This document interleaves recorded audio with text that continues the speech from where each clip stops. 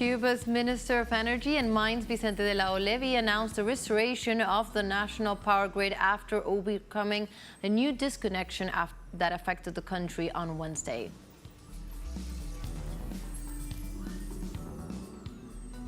The Syrian Armed Forces counterattacked terrorist groups in northern Hama governorate, killing over 300 extremists. And in Palestine, Israeli forces shelled again the Al-Mawasi safe zone in the Gaza Strip, killing at least 21 people and wounding dozens more.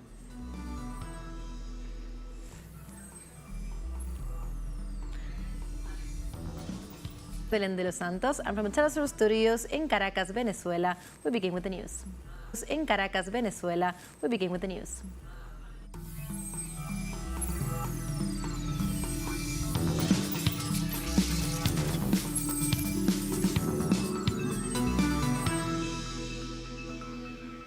And we begin with the information. Cuba's Minister of Energy and Mines, Vicente de la Olevi, announced on Thursday that the national power grid was re-established after overcoming the new disconnection that affected the country on Wednesday.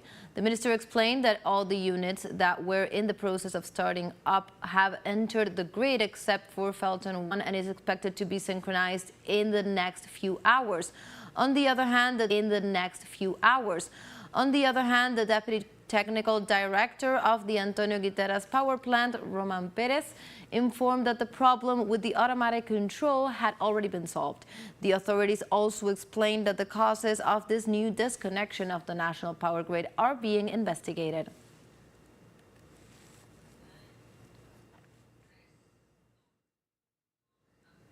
And in Mexico, the relatives of the 43 disappeared students from Ayotzinapa met with President Claudia Sheinbaum at the National Palace on Wednesday. The parents of the students assured that the head of state offered to open a new path in the investigation of the case to clarify the events that took place in the 2014 in Iguala Guerrero. They also underscored that the Commission for Truth and Access to Justice for the case will continue, as will the dialogue with the president in February of 2025. The meeting was attended by the Secretary of the Government of Guerrero, Rosa Isela Rodriguez, the Secretary of Human Rights, Arturo Medina, and the Special Prosecutor for this case, Rosendo Gómez Piedra. Lo importante el día de hoy es que estamos en una Today we are moving forward with a more fluid dialogue, and we hope that will allow us to move ahead. And likewise, the lawyer of the family members explained that both the president and the parents are in agreement with the new investigation methodology for this case. A new methodology was discussed. What the president told us and what the parents agreed to is not to enter into the polarization that we come from. If we continue down that road, the dialogue will break down. And the president says she does not want the dialogue to break down, the parents don't want the dialogue to break down either, so we are going to build this new path. And the Literal Penitentiary, the largest and most populated prison in the city of Guayaquil, Ecuador, is experiencing new riots. The events take place one day after the bombing of 3 cattle ranches in which 11 people were injured and several were arrested. According to local media, the number of victims is 1 dead and 7 wounded, but the National Integral Service for People Deprived of Liberty has not yet presented an official report. Moreover, this Wednesday afternoon, police and military contingents, ambulances and forensic vehicles were seen entering the prison.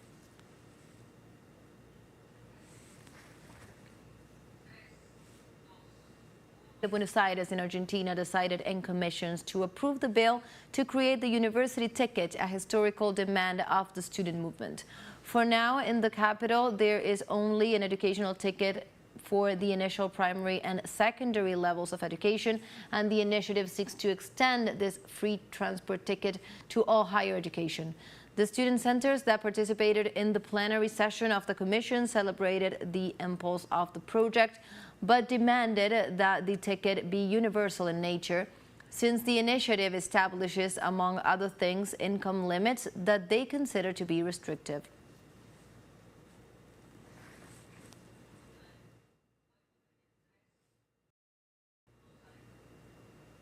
And we stay in Argentina as retired workers and senior citizens rallied against President Javier Milei's decision to cut free medicines for the elderly.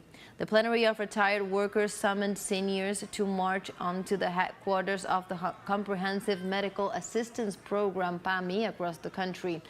The measure stipulates that retirees earning over 389,000 Argentinian pesos, that is less than half the basic food basket, will not automatically receive up to 5 free medicines, and also establishes that seniors with higher incomes will have to pay for their medicines.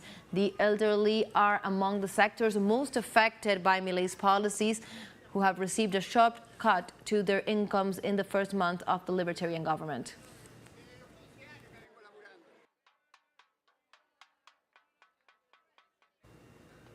And the heads of state of Uruguay, Argentina, Brazil, Paraguay, and Bolivia will participate in the 65th summit of the Southern Common Market, the Mercosur, together with associated states on Friday in the Uruguayan capital. The conclave will be held at Mercosur's permanent headquarters, and it will be the first time that Javier Milei, Luis Ignacio Lula da Silva, Santiago Peña, and Luis Lacalle Pou will participate together in a summit of presidents of Mercosur, as the Argentine far-right president did not attend the last one. On the agenda of the meeting is the discussion on the European Union-Mercosur agreement, which is considered one of the central issues.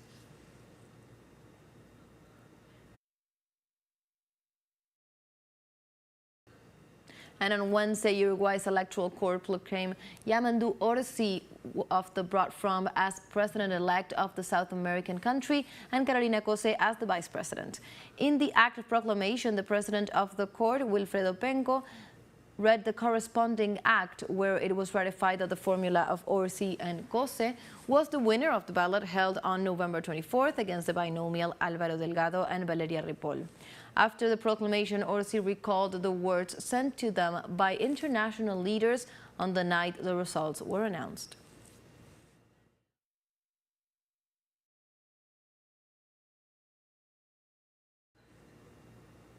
In other news, Brazilian President Luis Ignacio Lula da Silva signed decrees for the legalization of 3 new reserves. This brings to 13 the number of native peoples' territories that are recognized by the government since the beginning of his mandate in 2023. Numerous experts consider that these territories play an essential role in the fight against global warming as a shield against deforestation and fires devastating the Amazon and other regions of Brazil.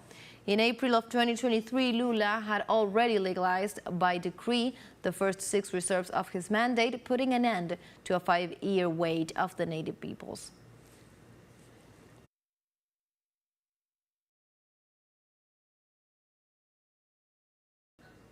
And now we have our first short break coming up. But first, remember you can join us on TikTok at teleSUR English, where you will find news in different formats, news updates, and much more. We'll be right back. Stay with us.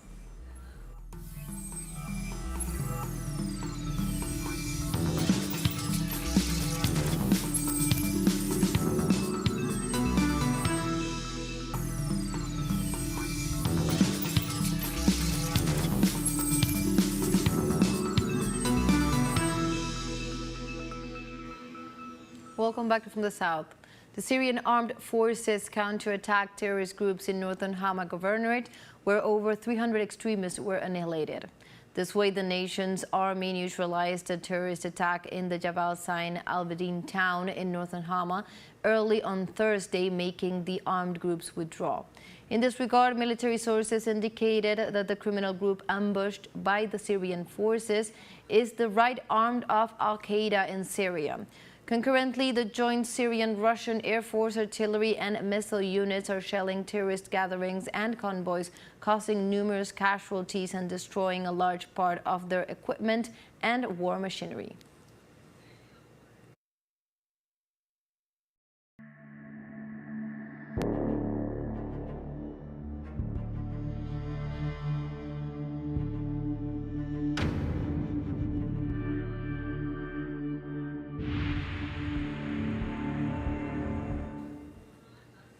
And we continue in the Middle East as the director of the Nasser hospital, Latif Al-Houd, reported that Israeli forces again shelled the so-called safe zones of Al-Mawasi in Gaza Strip, killing at least 21 people and wounding dozens more.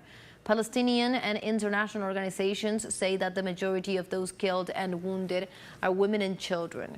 The Israeli aggression has also resulted in the forceful displacement of nearly 2 million people from all over the Gaza Strip, with the vast majority of the displaced forced into the densely crowded southern city of Rafah, near the border with Egypt, in what has become Palestine's largest mass exodus since 1948.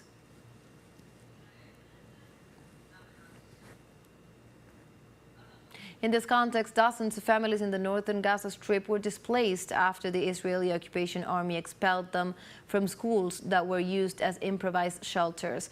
According to civilian reports, Israel is expanding its offensive in the north of the region, the most devastated and isolated area of the Gaza Strip, which has been completely besieged by the occupation army since the escalation of the conflict of the last October 2023. The Palestinian Islamic Resistance Movement Hamas stressed the urgent need to put an end to the Israeli crimes in the Gaza Strip.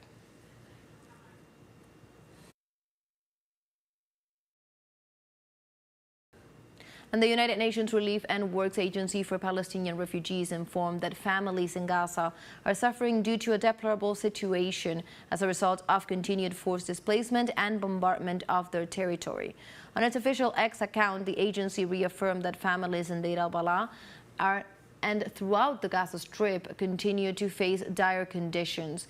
They are constantly displaced by ongoing attacks and seek refuge in overcrowded UNRWA schools and makeshift tents where they struggle to access basic necessities.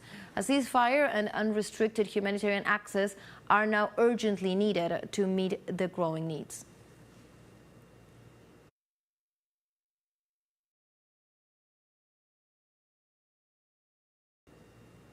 And we go now to other topics. In France, Prime Minister Michel Barnier will resign from his cabinet on Thursday following the motion of censure passed by the parliament.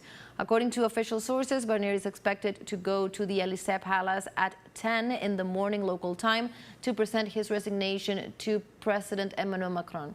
The request was approved on Wednesday due to the Prime Minister's promotion of the bill on the Social Security budget for 2025, avoiding the vote of deputies.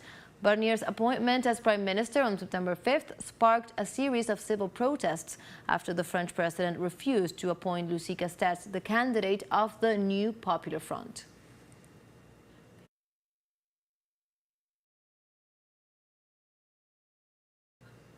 And in other news, Russia and Ukraine announced on Wednesday that their respective foreign ministers will attend a meeting for the Organization for Security and Cooperation in Europe, the OSCE, in Malta on Thursday, one of the few international events attended by senior officials from both countries.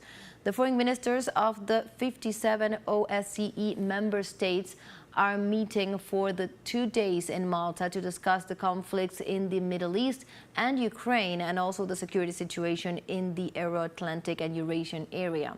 Russia's foreign minister, Sergei Lavrov, is traveling to Malta to attend the foreign ministers' meeting on his first trip to the European Union country since the escalation of the conflict with Ukraine in February of 2022. Meanwhile, Kiev has also announced its participation.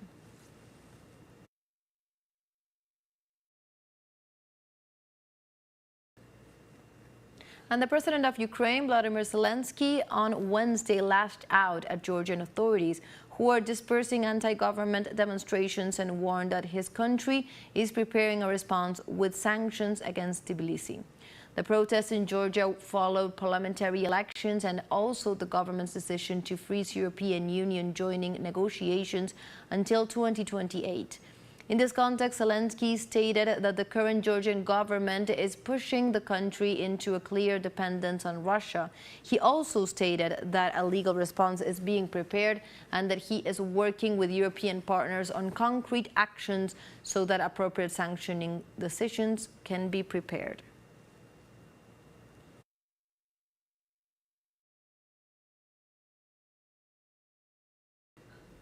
Now we have a second short break coming up, but before we invite you to visit our YouTube channel at teleSUR English, there you will be able to rewatch our interviews, top stories, special broadcastings, and more. Hit the subscribe button and activate the notification bell to stay up to date on the world's most recent events. Final short break. Don't go away.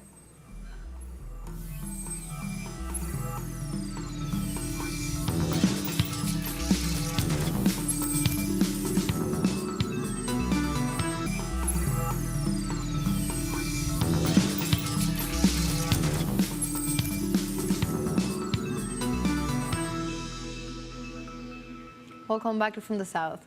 The Comprehensive Strategic Partnership Treaty between Russia and North Korea entered into force on Wednesday after the instrument of ratification of the treaty were exchanged.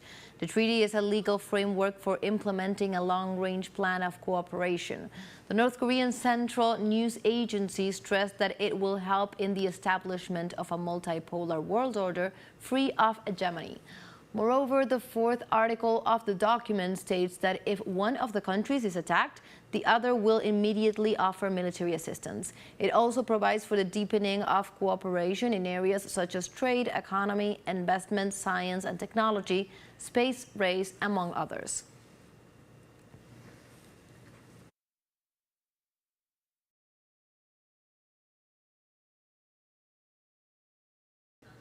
And we go now to South Korea as the police opened an inquiry into the President Yoon Suk-yeol in response to the accusations of alleged treason for declaring the martial law in the country.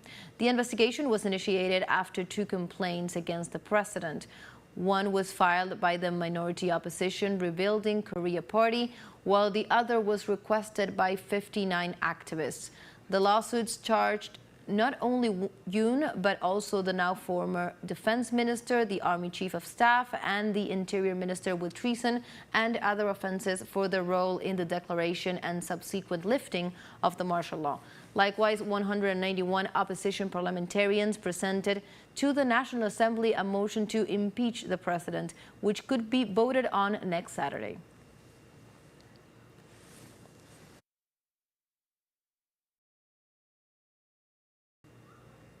And in this context, after massive protests on Wednesday, a group of former South Korean Marines rallied Thursday in front of the presidential office for demanding the president's dismissal. These veterans described the fact that the government declared the martial law as unacceptable. President Yoon Suk-yeol had announced the measure, accusing the opposition of sympathizing with North Korea and paralyzing the government with anti-state activities.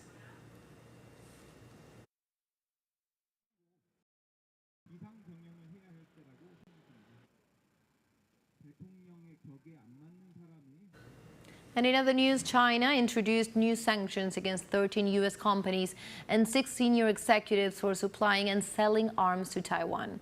In a statement, the Chinese Ministry of Internal Affairs condemned the U.S. sale of arms to Taiwan, arguing that the arms deal violates the One China principle and goes against the Chinese sovereignty and territorial integrity.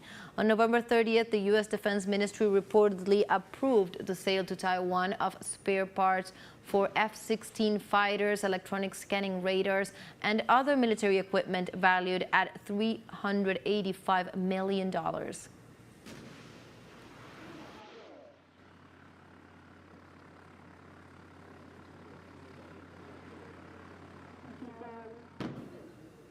And in Namibia, the first woman to be elected president in the country's history, Netumbo Nandi-Ndaitwah, of the ruling SWAPO party, said on Thursday that she recognizes the significance of her election for women in the Southern African nation and vowed to address the plight of the Namibian people during her government.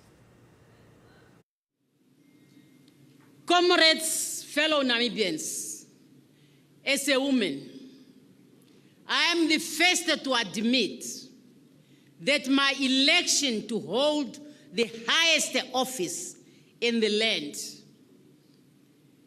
is definitely one that is breaking the glass ceiling for a Namibian woman to lead at this level.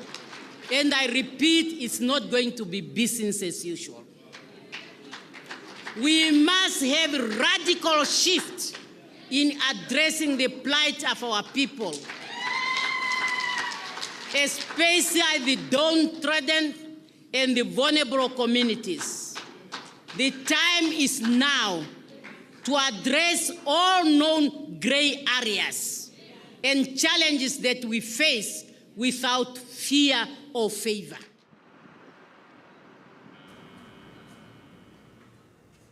And like this, we have come to the end of this news brief. You can find these and many other stories on our website at telesurenglish.net. And also join us on social media. We are on Facebook, X, Instagram, Telegram, and also on TikTok. For TeleSUR English, my name is Belén de los Santos. Thank you for watching.